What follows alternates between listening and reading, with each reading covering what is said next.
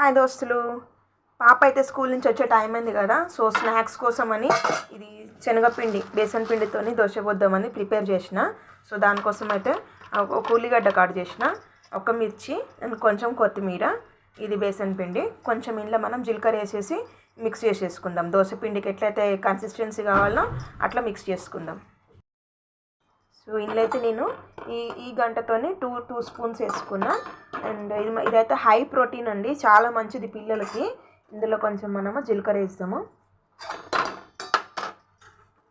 కొద్దిగా జీలకర్ర, కట్ చేసిన ఆనియన్ ఉల్లిగడ్డ వేసేద్దాము. సో ఇందులోనే తర్వాత మిర్చి వేసేసుకుందాం, తర్వాత కట్ చేసిన కొత్తిమీర.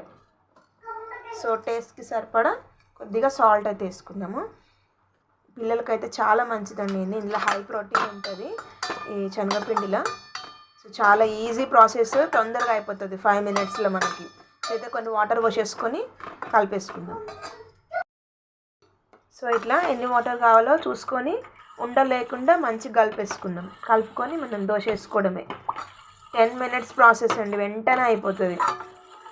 ఈజీ అండ్ హెల్దీ కూడా.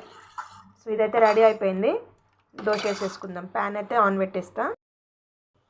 ప్యాన్ అయితే హీట్ అయింది. సో ముందైతే ఆయిల్ వేసేస్తాం దీని మీద కొంచెం.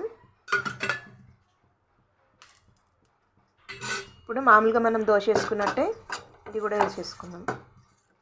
సో ఈవినింగ్ వస్తారు కదా, ఆకలి మీద ఉంటారు. సో ఇలా కొంచెం వేడివేడిగా 2 పెట్టేస్తే వాళ్ళే తినేసి ఆడుకుంటారు. మనకు కూడా ఈజీ ప్రాసెస్, పెద్దగా పని లేకుండా. ఎప్పుడు దోశపిండి అంటే అవైలబుల్ ఉండదు కదా.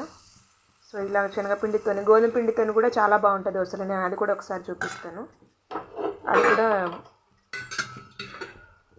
ఈజీ ప్రాసెస్ గోధుమ పిండితో కూడా. సో ఇట్లయితే కొద్దిగా ఆయిల్ అప్లై చేసుకున్నాము. మీడియం ఫ్లేమ్లో పెట్టుకొని కాల్చుకుంటే కొంచెం మంచిగా కాలుతుంది. సో ఇట్లా 2 వైపులా కాల్చేసుకుందాము.